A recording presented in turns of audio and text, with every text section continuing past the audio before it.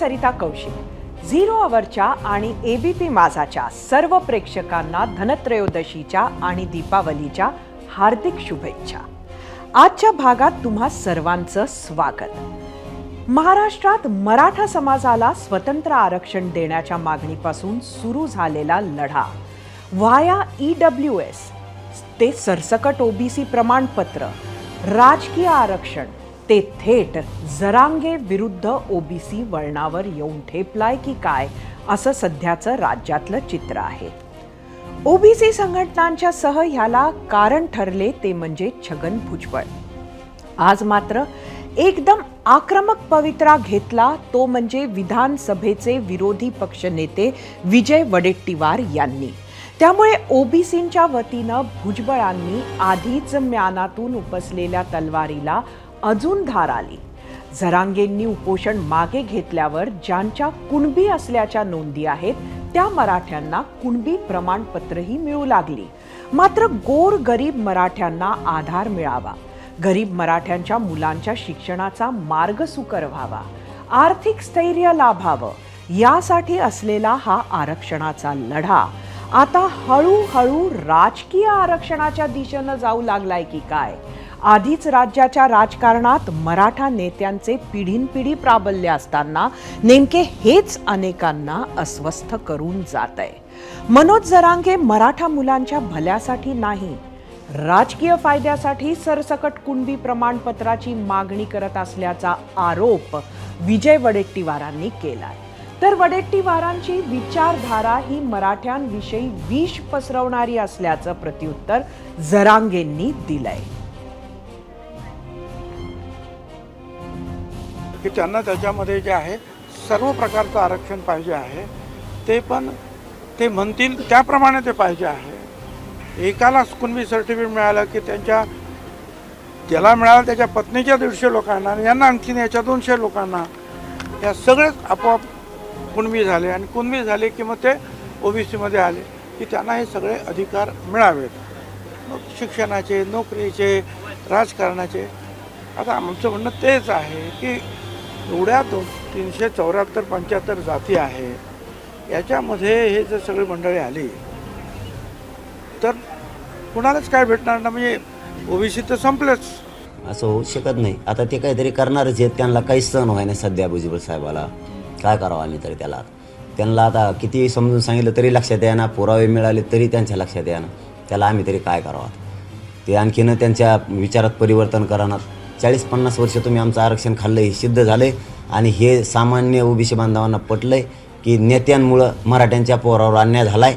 हे सामान्य ओबीसीला पटल्यामुळं त्यांनी यांचं ऐकायचं आता बंद केलंय आणि मराठ्यांना सपोर्ट देणं सुरू केलं। एकीकडे भुजबळ सभांच्या मार्फत जरांगेंना पुढचे आव्हान देणार असताना वडेट्टीवारांनी मात्र थेट मराठा मुलांचे सर्वात मोठे नुकसान मनोज जरांगे करत आहे असा ठपकाच ठेवला आणि एक नवे वादंग सुरू झाले आहे। याच विषयावर आम्ही एक महत्त्वाचा प्रश्न विचारला होता, तो पाहण्यासाठी आपण जाऊया आपल्या पोल सेंटरला। आजचा आपला पहिला प्रश्न होता, जरांगेंमुळे मराठा तरुणांचं खूप मोठं नुकसान होतंय, विजय वडेट्टीवारांच्या वक्तव्याशी सहमत आहात का? तुम्हाला सांगायचं होतं होय किंवा नाही। मराठा समाज हा आज अनेक दशकं नेतेपद मिरवलेल्या राजकारण्यांपेक्षा काही महिन्याआधी प्रकाश झोतात आलेल्या मनोज जरांगेंच्या पाठीशी जास्त खंबीरपणे उभा दिसतोय। त्याला कारण एकच, ते म्हणजे आपले झाले नसले तरीही आपल्या मुलांचे ओबीसीत जाऊन लगेच आरक्षण मिळून भले होईल या भावनेतून। अगदी आजोबाही सभांना येतात ते ह्याच भावनेतून की नातवाचे कल्याण होऊ शकेल। पण विजय वडेट्टीवारांनी आज अगदी त्याच धारणेला छेद दिला आहे। तरुणांनाच चांगले नाही तर सर्वात मोठं नुकसान मनोज जरांगे करत आहेत असं म्हटलंय। त्यामुळे काही जरांगे समर्थकांच्या मनात शंका उपस्थित होईल का हे आत्ताच सांगता येणार नाही। मात्र नक्की काय आहे हा सगळा वाद ते बघूया या स्पेशल रिपोर्टमधून।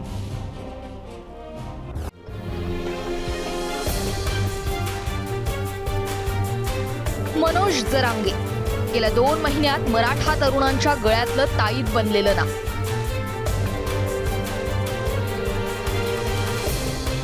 जरांगेंचं उपोषण असो, सभा असो, रोड शो असो की अगदी उपचारासाठी रुग्णालयातील मुक्काम असो, त्यांच्या अवतीभोवती मराठा तरुणांची गर्दी असतेच.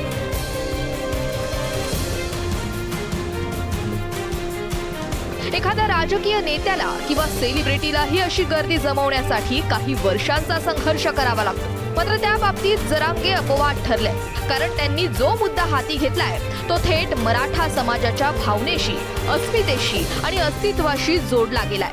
त्यांच्या उपोषणापुढे, आंदोलनापुढे सरकार झुकल्याचं चित्र दिसतं. त्यामुळे समस्त मराठा तरुण वर्ग मनोज जरांगेंच्या पाठीशी उभा राहिला. मात्र मनोज जरांगेंच्या याच भूमिकेमुळे मराठा तरुणांचं प्रचंड नुकसान होणार असं वक्तव्य राज्याचे विरोधी पक्षनेते विजय वडेट्टीवार यांनी केलंय. अर्थात वडेट्टीवार यांनी मराठा तरुणांना EWS मधून जर 10% आरक्षण मिळत असेल तर ते OBC मधून मिळणाऱ्या आरक्षणापेक्षा जास्त फायदेशीर ठरेल असं सांगत जरांगेंच्या भूमिकेवर भाष्य केलं. त्यामुळे आज जास्त आरक्षण मिळत असताना जरांगे OBC मध्ये आरक्षण मागून ती टक्केवारी कमी करवणार असा हा आरोप सुरू झाला. आणि त्यातच मराठा तरुण जे जरांगेंच्या मागे उभे आहेत त्यांचं नुकसान होणार. खरं तर उपोषणाच्या पहिल्या दिवसापासून आजपर्यंत मनोज जरांगेंच्या मागण्यांमध्ये नियमित बदल झालाय. सुरुवातीला मराठवाड्यातील मराठा समाजासाठी आरक्षणाची मागणी केली, नंतर तीच सरसकट कुणबी प्रमाणपत्र द्या अशी झाली. आता तीच मागणी राजकीय आरक्षणापर्यंत पोहोचली. जसजशा या मागण्या मोठ्या होऊ लागल्या तसा OBC समाजातून विरोध वाढतच होता. मात्र राजकीय नेत्यांमधून उघडपणे बोलले ते मंत्री छगन भुजबळ. त्यांनी OBC समाजाच्या अस्वस्थतेला, भावनांना शब्द दिले, आवाज दिला. OBC हा भाजपचा पारंपरिक मतदार राहिलाय. त्यामुळेच भुजबळांच्या वक्तव्यांना भाजप प्रदेशाध्यक्ष चंद्रशेखर बावनकुळे यांनी तात्काळ पाठिंबा दिला. की त्यांना त्याच्यामध्ये जे आहे सर्व प्रकारचं आरक्षण पाहिजे आहे, ते पण ते म्हणतील त्याप्रमाणे ते पाहिजे आहे. एकाला कुणबी सर्टिफिकेट मिळालं की त्यांच्या ज्याला मिळालं त्याच्या पत्नीच्या 150 लोकांना, यांना आणखीन याच्या 200 लोकांना, या सगळेच आपोआप कुणबी झाले. आणि कुणबी झाले की मग ते OBC मध्ये आले की त्यांना हे सगळे अधिकार मिळावेत. मग शिक्षणाचे, नोकरीचे, राजकारणाचे. आता आमचं म्हणणं तेच आहे की एवढ्या 374-75 जाती आहे, याच्यामध्ये हे जर सगळी मंडळी आली तर कुणालाच काय भेटणार ना. म्हणजे OBC तर संपलेच. फक्त राजकीय नेतेच नाही तर राष्ट्रीय OBC महासंघ आणि इतर OBC संघटनांनीही भुजबळांच्या भूमिकेला पाठिंबा दिला. त्यामुळे जरांगे विरुद्ध OBC असा संघर्ष सुरू झाला. त्याच यादीत आता विरोधी पक्षनेते विजय वडेट्टीवार यांचंही नाव जोडलंय. त्यामुळे जरांगे विरुद्ध OBC संघर्ष कोणत्या टोकाला जाईल त्याचा आज तरी अंदाज लावणं शक्य नाहीये.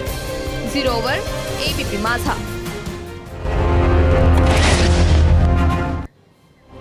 याच विषयावर विरोधी पक्षनेते विजय वडेट्टीवार नेमकं काय म्हणाले ते पाहूयात.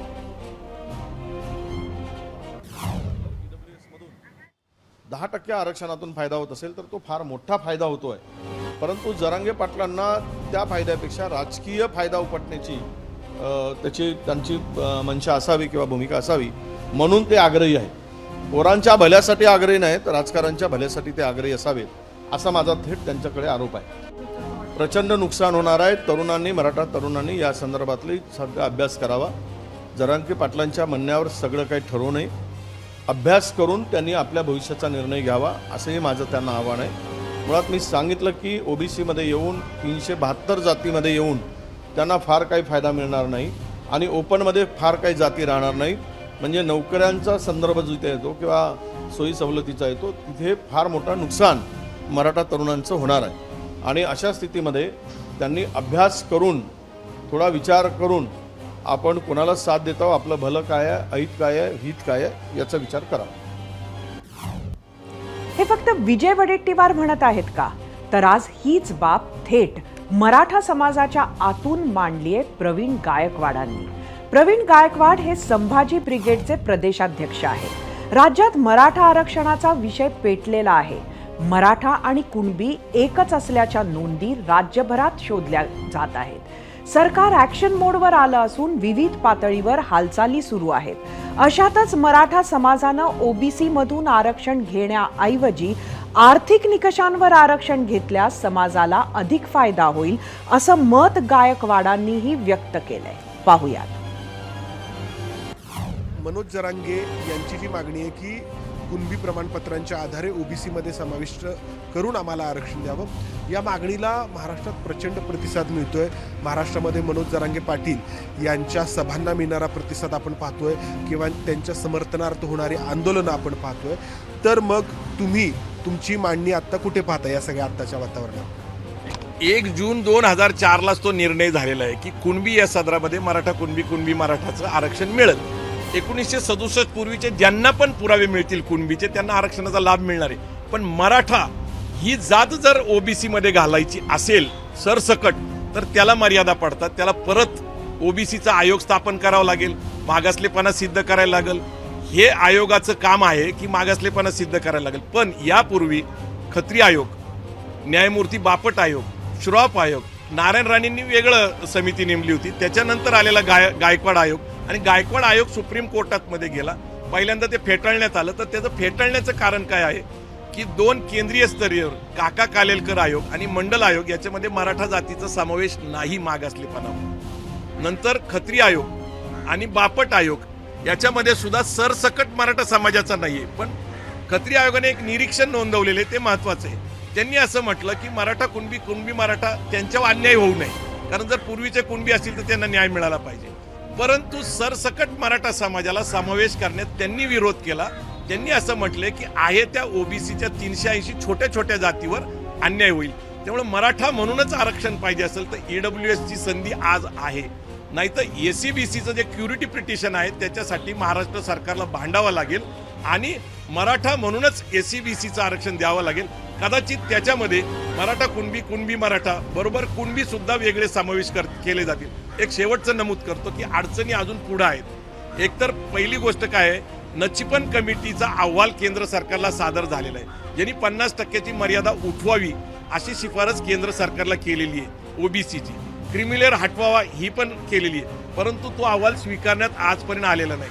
दुसरा एक अहवाल आहे रोहिणी आयोगाचा.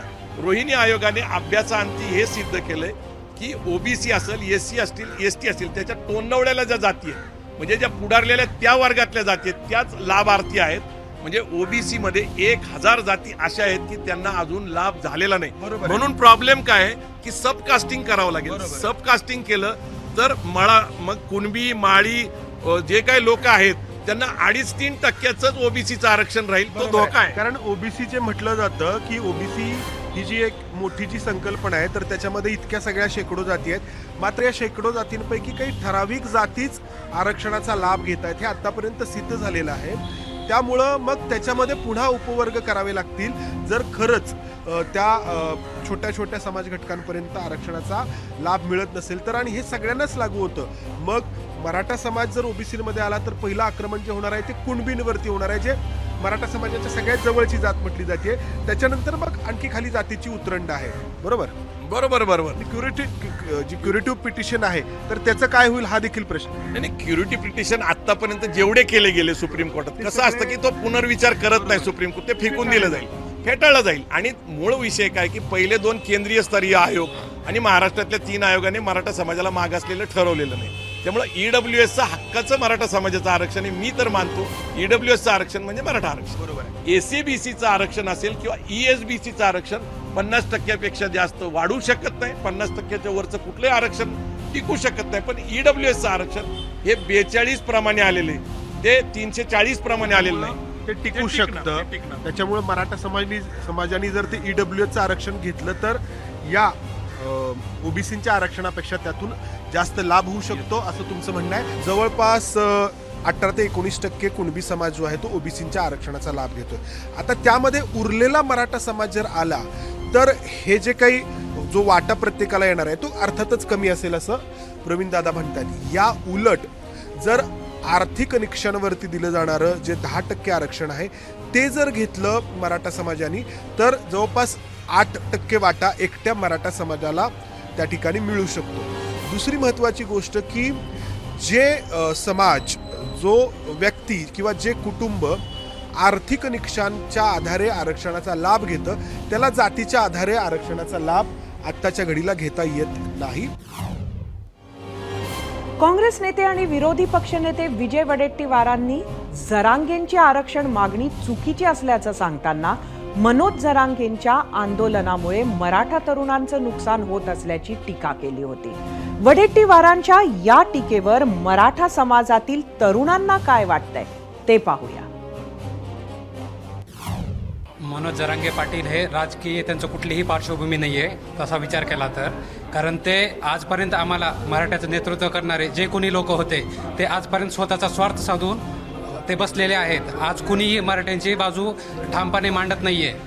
तर आज आमचा पूर्ण मनोजदादांना पाठिंबा आहे. वडेट्टीवारांना माझी सकल मराठा समाजाच्या वतीनं विनंती आहे की कृपा करून आपण अतिशय संविधानिक पदावरती असणारे एक ग्रस्त आहात. कृपा करून आपण स्वतःचं आत्मपरीक्षण करून बघा आणि या निस्वार्थ माणसाविषयी असे कुठलेही स्वार्थी आणि घाणेरडे आरोप त्या ठिकाणी करू नयेत. तरुणांचं नुकसान नाही याच्यामध्ये. आमचा मराठा योद्धा आहे ते, असं बोलून चालत नाही. मराठ्यांचे योद्धे म्हणजे आमच्यासाठी लढत आहे ते, मराठ्यांच्या मुलांसाठी लढत आहे. मराठ्यांची मुलं आज किती माग आहे हे आम्हाला माहिती. एक मार्गांवर विद्यार्थी जात आहे, त्याच्यासाठी त्यांना असं बोलू नये, टीका वगैरे करू नये. राज्यात सध्या ओबीसी कोट्यातून मिळणारे आरक्षण 27% आहे. यात मराठा समाजाचाही समावेश झाल्यास आरक्षणाचा लाभ घेण्यासाठी नव्यानं वाटेकरी येतील अशी भावना ओबीसी समाजातील संघटनांची आहे. आमचा विरोध मराठा आरक्षणाला नसून ओबीसीतून मिळणाऱ्या आरक्षणाला असल्याचं ओबीसींचं म्हणणं आहे. त्यामुळेच विजय वडेट्टीवारांनी तर नक्की आज आरक्षणात ओबीसींचा काय फायदा होतोय आणि जर मराठा यात सामील झाले तर नंतर परिस्थिती काय असेल याचा व्हाईट पेपर काढा अशी मागणी सरकारकडे केली आहे. जर अन्न व नागरी पुरवठा मंत्री छगन भुजबळांनी तर आधीच सरसकट मराठा आरक्षणाला तीव्र विरोध केलाय, तशातच आता राज्यभरातून अनेक ओबीसी नेतेही भुजबळांच्या भूमिकेशी सहमती दर्शवत आहेत. या मराठा ओबीसी आरक्षण वादाचा त्रास सर्वच पक्षांना होणार आहे. महाराष्ट्रात मराठा मतं मोठ्या प्रमाणात आहेत असं म्हटलं तरी ओबीसी मतही तेवढ्याच प्रमाणात आहेत, किंबहुना जास्त आहेत. लोकसभा आणि विधानसभा निवडणुका तोंडावर आलेल्या असताना कोणत्याच पक्षाला कोणत्याच समाजाची नाराजी परवडणारी नाहीये. त्यामुळे प्रत्येक पक्षाची आणि नेत्याची अवस्था बिकट झाली आहे. यावरच आम्ही विचारलेल्या प्रश्नावर तुम्ही काय प्रतिक्रिया दिल्या आहेत त्या पाहण्यासाठी आपण जाऊया आपल्या मीडिया सेंटरला. आजचा आपला प्रश्न परत एकदा सांगते. जरांगेंमुळे मराठा तरुणांचं खूप मोठं नुकसान होतंय. विजय वडेट्टीवारांच्या वक्तव्याशी सहमत आहात का? सोशल मीडियावर आलेल्या प्रतिक्रिया बघूया. एक्सवरून अमोल काते, जरांगेंनी तरुणांमध्ये क्रांतीज्योत प्रज्वलित केली. तुमच्यासारखे नेते मंडळी कित्येक तरुणांची दिशाभूल करून कितीतरी मोठं नुकसान करत आले आहेत. एक्सवरून निखिल फडणवीस, वडेट्टीवार आधीच एका गटात आहेत, त्यांना बाकी चुकीचंच दिसणार. उद्या ते म्हणतील ओबीसींना आरक्षण आमच्यामुळे मिळाले. फेसबुकवरून सतीश साळुंके, तरुणांचे खरोखरच नुकसान होत असेल तर ते राजकारणी लोकांमुळे. राजकारणी तुपाशी, तरुण वर्ग उपाशी. फेसबुकवरून शिवाजी इकार, ओबीसी नेत्यांमुळे मराठा तरुणांचं नुकसान होत आहे. फेसबुकवरून विशाल सातपुते, सर्व मराठा जरांगेंसोबत आहेत. फेसबुकवरून रवींद्र गोरे, राजकारणी लोकांमुळे मराठा तरुणांचं नुकसान होत आहे. फेसबुकवरून अजित पवार, जरांगे पाटलांमुळे नेत्यांची नीतिमत्ता आणि खरं रूप दिसलं. फेसबुकवरून अनंत पवार, ज्यांच्या नोंदी कुणबी म्हणून आहे ते आतापर्यंत ओबीसी सवलतीचा लाभ घेऊ शकले नाही, त्यांना जरांगेंमुळे लाभ होणार आहे. फेसबुकवरून उदयन सावंत, मराठा तरुणांचं कसं नुकसान होत आहे ते सांगावं, नुसती विधानं करू नका. फेसबुकवरून संजय वायाळ, मराठा तरुण काँग्रेसपासून दुरावल्यामुळे त्यांना त्रास होतोय. फेसबुकवरून रामनाथ सुराडकर कुछ पाने के लिए कुछ खोना पडता है. पक्षाचे झेंडे घेऊन फिरण्यापेक्षा येणाऱ्या पिढ्यांसाठी हा लढा सुरू आहे. काय नुकसान होईल ते मान्य आहे. फेसबुकवरून अनंत बोरसे जरांगेंच्या निमित्तानं मराठा, कुणबी, इतर ओबीसींच्या आरक्षणाचा मुद्दा निर्णायक वळणावर येऊन ठेपला आहे. इंस्टाग्रामवर तुमच्या राजकीय नेत्यांचं नुकसान होत आहे हे सत्य आहे. इंस्टाग्रामवर सचिन दहिकर, जरांगे पाटील आणि मराठा तरुणांच्या नुकसानीचा विषय कुठून आला? आधीच्या राजकारणी लोकांनी नुकसान करून ठेवलं आहे. इंस्टाग्रामवरून अजिंक्य पाटील, हक्क मागितलाय, नुकसान तर इतकी वर्ष झेलत आलोय.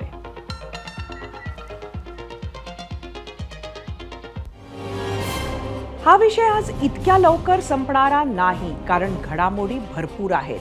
बुलेटिनमध्ये वेळ झाली आहे आता एका छोट्याशा ब्रेकची.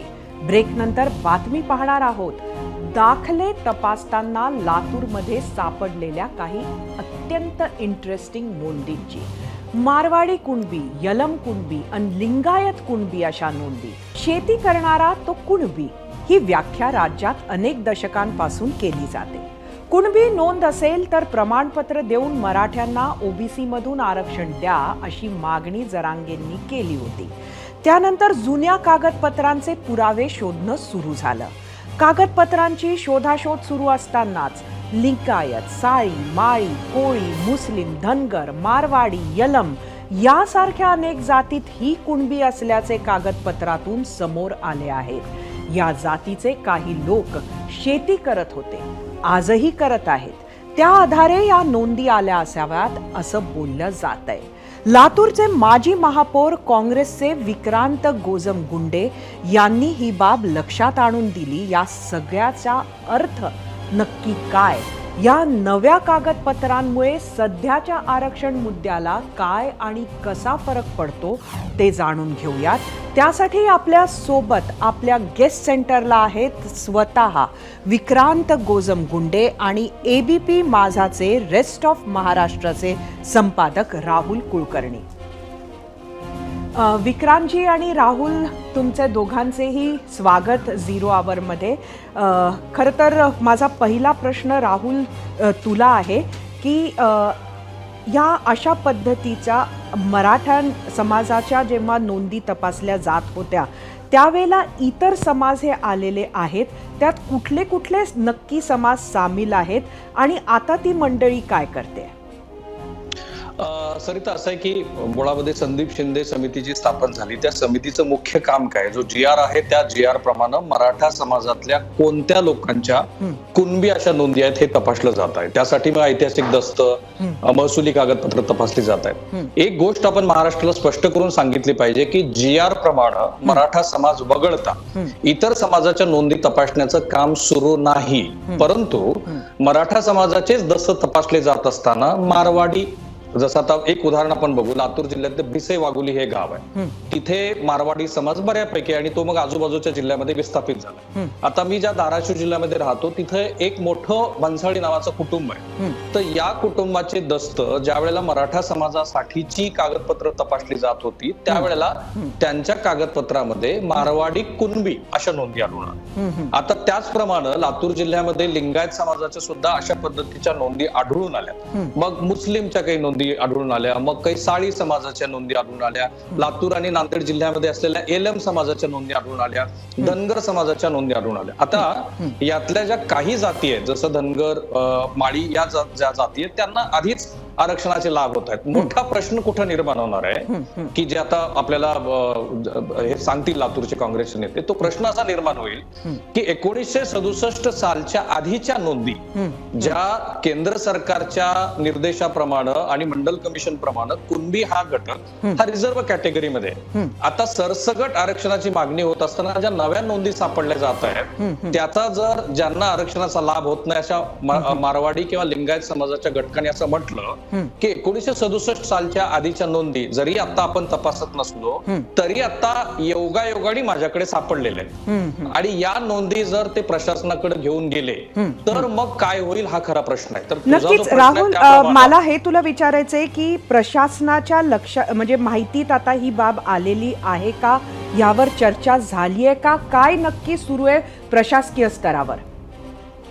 मी मराठवाड्यातल्या 8 पैकी 3 जिल्हाधिकाऱ्यांशी बोललो आणि तीनही जिल्हाधिकाऱ्यांचं असं म्हणणं आहे की जे मी मगाशी म्हणालो त्याप्रमाणे आता तो त्यांचा प्राधान्यक्रम नाहीये, परंतु कागदपत्र तपासत असताना नांदेड जिल्ह्यातल्या काही आदिवासींचे, धाराशिव जिल्ह्यातल्या काही लिंगायत आणि मुस्लिम कुटुंबांचे, जालना जिल्ह्यातल्या काही मुस्लिम कुटुंबांच्या नोंदी अशा पद्धतीनं त्यांना आढळून आलेल्या आहेत. महत्वाचं म्हणजे काल ज्यावेळेला छत्रपती संभाजीनगरमध्ये जिल्हाधिकाऱ्यांची या संदर्भातली बैठक सुरू होती त्यावेळेला काही जिल्हाधिकाऱ्यांनी हा मुद्दा मांडलेला आहे आणि मग या नोंदी आता तो प्राधान्यक्रम नसल्यामुळं काहीच या नोंदी आढळून येत असल्या तरी जरी हे प्रमाण खूप कमी असेल, म्हणजे कारण बहुसंख्याक समाज हा मराठाचा आहे आणि तो पारंपरिक पद्धतीने शेती करतो, पण जर भविष्यामध्ये अशा पद्धतीच्या नोंदी प्रशासनानं तपासायच्या ठरल्या तर प्रशासनाच्या मते आता ज्या काही गौतम मुंडे यांच्याकडच्या नोंदी असतील त्यापेक्षा काही अधिकच्या नोंदी ह्या सापडू शकतात. मूळ प्रश्न असा आहे की मारवाडी आणि लिंगायत समाजाने आमच्याकडे जर कुणबीच्या नोंदी आहेत तर आम्हालाही आरक्षणाचा लाभ द्या अशी भूमिका घेतली तर काय? नक्कीच तोच प्रश्न घेऊन खरं तर मी विक्रांतजी आपल्याकडे येते. या प्रश्नाचं उत्तर तर आपण द्यालच, मात्र आपण यात बराच अभ्यास केलेला आहे, त्यामुळे तो अभ्यास नक्की कसा होता, काय अडचणी तुम्हाला समोर दिसतात आहेत?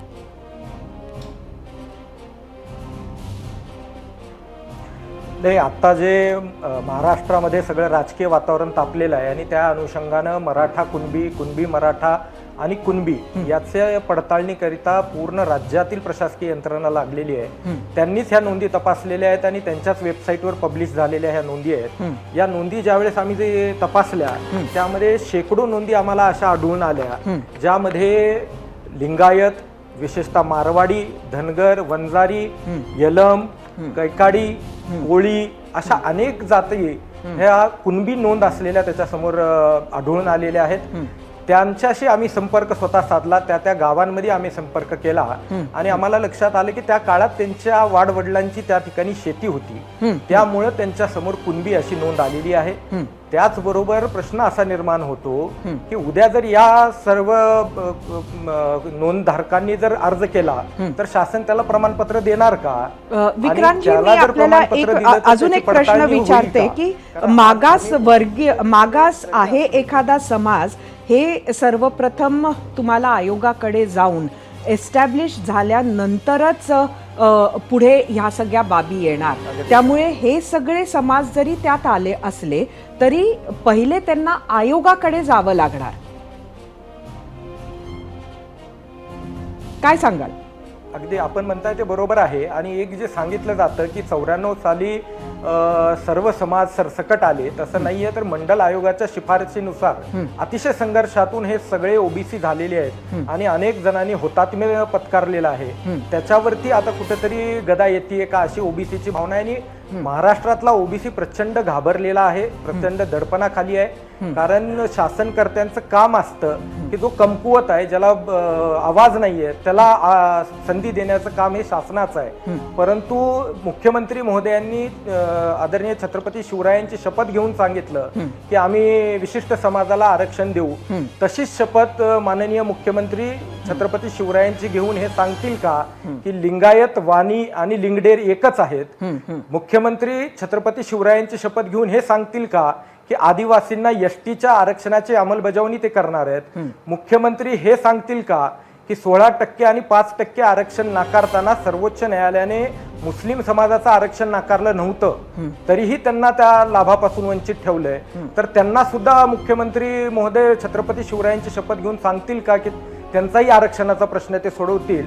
आणि शेवटचा मुख्यमंत्री महोदयांना माझी आपल्या माध्यमातून मागणी असेल की मुख्यमंत्री महोदयांनी छत्रपती शिवरायांची शपथ घेऊन सांगावी की ओबीसींच्या आरक्षणाला धक्का लागणार नाही.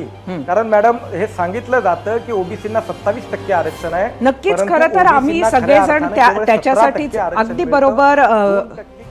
बरोबर आहे आपलं म्हणणं. मी राहुलकडे हा प्रश्न मला एक घेऊन जायचा आहे.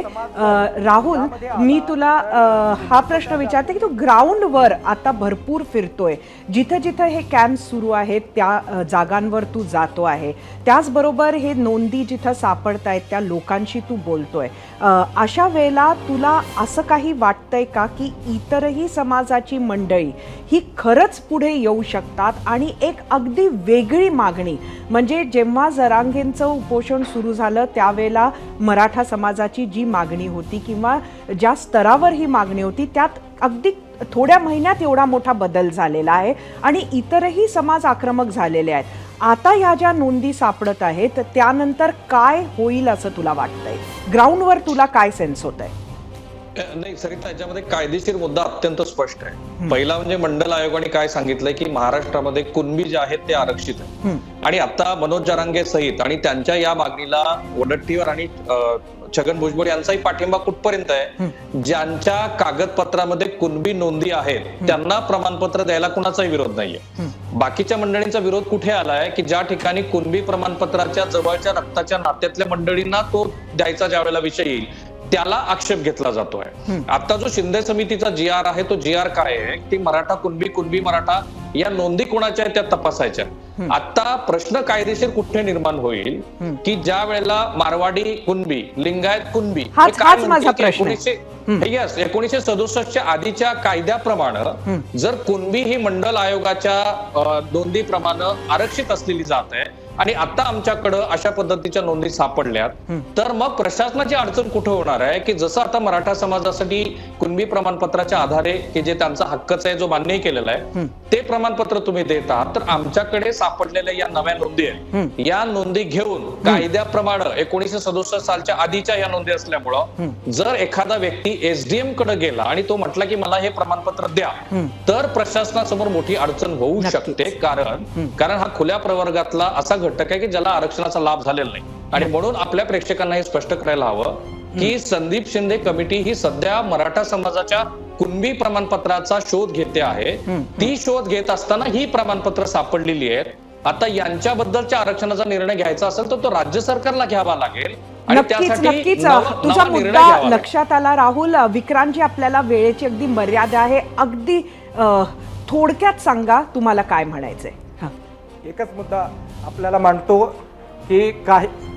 आपल्याला मांडतो की आम्हाला मराठा आरक्षण देण्याला आमचा विरोध नाहीये, पण आमच्या आरक्षणाला धक्का न लावता ते दिलं जावं ही आमची मागणी आहे. आणि एक गंभीर मुद्दा आपल्याला सांगायचा आहे तो म्हणजे काही प्रमाणपत्र जी प्रमाणित करण्यात आली त्याच्यामध्ये जातीच्या नावामध्ये खोडखाड पण केलेली आहे. पूर्वी त्यामध्ये मराठा लिहिलेलं होतं आणि नंतर आता त्यावरती कुणबी लिहिलेलं आहे. अगदी शाहीचा फरक सुद्धा आपण बघू शकतो. नक्कीच हा आरोप सुद्धा अनेक वेळेला होतो आहे, याची सुद्धा चौकशी व्हायला पाहिजे. विक्रांतजी, आपला मुद्दा आला लक्षात. आपले खूप खूप धन्यवाद. एबीपी माझाशी आपण आज 0 आवर मध्ये आलात, आपली मतं मांडलीत. राहुल, तुझेही धन्यवाद. कुणबी नोंदणीचा शोध घेताना लिंगायत कुणबी, मारवाडी कुणबी, यलम कुणबी अशा ज्या नोंदी सापडत आहेत त्याचा फारसा फायदा होणार नाही असं मत राष्ट्रीय ओबीसी महासंघाचे अध्यक्ष डॉक्टर बबनराव तायवाडे यांनी व्यक्त केलाय. अशा नोंदी असलेल्यांना आरक्षणाचा लाभ लगेच देता येणार नाही, त्याचा निर्णय राज्य मागासवर्ग आयोगालाच करावा लागेल असंही ते म्हणाले. पाहूयात. आपल्यासोबत राष्ट्रीय ओबीसी महासंघाचे अध्यक्ष डॉक्टर बबनराव तायवाडे आहेत. सर, कुणबी अभिलेख शोधण्याचं काम सगळीकडे राज्यात सुरू आहे आणि आता काही भागातून अशी माहिती समोर येत आहे की कुणबी म्हणजे सर्वसाधारणपणे शेती करणारा जो व्यक्ती आहे, त्यामुळे अनेक लोकांच्या अभिलेखांमध्ये दस्तावेजांमध्ये अगदी मारवाडी कुणबी, यलम कुणबी अशा पद्धतीचे, लिंगायत कुणबी अशा पद्धतीचे नोंदी मिळत आहेत. कुठंतरी यामुळे हे जे सगळं मोहीम सुरू आहे किंवा प्रयत्न आहेत हे आणखी क्लिष्टतेकडे जात नाही आहे का? कुणबी जातीमध्ये जवळजवळ 45 ते 50 सबकास्ट आहेत. आपल्याकडे जर आपण आपल्या विदर्भाचा विचार केला तर तिरळे कुणबी, बावणे कुणबी, दखणे कुणबी, जाधव कुणबी, लोणारे कुणबी, धनोजे कुणबी, खैरे कुणबी असे पुष्कळ प्रकार आहेत. आणि म्हणून आपण त्याच्यामध्ये महत्त्वाचं असं की मॅक्झिमम लोकांच्यात फक्त कुणबी लिहिलेलं आहे, सबकास्ट लिहिलेलं नाही आहे. काही लोकांच्या ज्यात मराठा कुणबी लिहिलं होतं किंवा कुणबी मराठा लिहिलेलं होतं त्यांना 2004मध्ये आरक्षणामध्ये घेतलेलं आहे. आता आपण जो म्हणता हा जर नवीन प्रकार आला तर अशा प्रकारच्या जर काही नोंदी सापडल्या तर त्यांचा समावेश करायचा की नाही करायचा तो राज्य मागासवर्गीय आयोगाचा अधिकार आहे. तो डायरेक्ट कहता येत नाही. 90 ते 95% लोकांनी ऑलरेडी कास्ट सर्टिफिकेट काढलेलं आहे, ओबीसीचं सर्टिफिकेट काढलेलं आहे आणि ओबीसीचे बेनिफिट घेत आहे. ओबीसीचे बेनिफिट घेत आहे. यावरच आम्ही विचारलेल्या प्रश्नावर महाराष्ट्रानं काय कौल दिला आहे तो कौल पाहण्यासाठी जाऊया आपल्या पोल सेंटरला. आजचा आपला प्रश्न होता, जरांगेंमुळे मराठा तरुणांचं खूप मोठं नुकसान होतंय. विजय वडेट्टीवारांच्या वक्तव्याशी सहमत आहात का? यूट्यूबवर एकूण 20,000 मतं. 31% लोकांनी होय म्हटलं, 69 लोकांनी नाही. इंस्टाग्रामवर 2,000.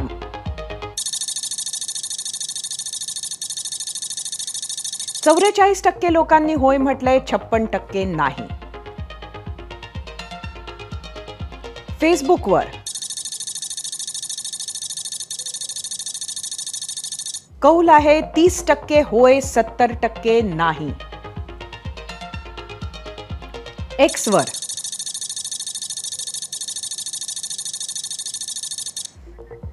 52% होय म्हटलंय, 48% नाही. एका विषयातून बाहेर निघत नाही तोवर दुसरं आव्हान समोर उभं राहावं अशी सरकारची स्थिती असेल. डेंग्यूमधून सावरलेले अजित पवार शरद पवार आणि परिवारासोबत जेवून थेट दिल्लीत पोहोचले. तिथे त्यांनी गृहमंत्री अमित शहांची त्यांच्या निवासस्थानी भेट घेतली. एवढ्या तातडीनं घेतलेल्या आणि दीड तास चाललेल्या भेटीत नेमकं काय झालं असेल याबाबत वेगवेगळे आडाखे बांधले जात आहेत. आत्ता कुठं दिवाळी सुरू झाली आहे. पुढचे 4 दिवस हा सर्वात मोठा सण शांततेत साजरा होणार की राजकीय फटाके फुटणार त्याकडे आपलं लक्ष असणार आहेच. यंदा महाराष्ट्र केसरीची गदा कोण पटकावणार याचा सस्पेन्स संपला आहे. सिकंदर शेख ठरलाय यंदाचा महाराष्ट्र केसरी. गंगावेस तालमीत मेहनत घेणाऱ्या सिकंदर शेखनं अवघ्या 5.5 सेकंदात 66व्या महाराष्ट्र केसरीचा किताब पटकावलाय. अंतिम फेरीच्या लढतीत सिकंदरनं गतविजेत्या शिवराज राक्षेला 5.37 सेकंदाला झोळी डावावर चितपट केले.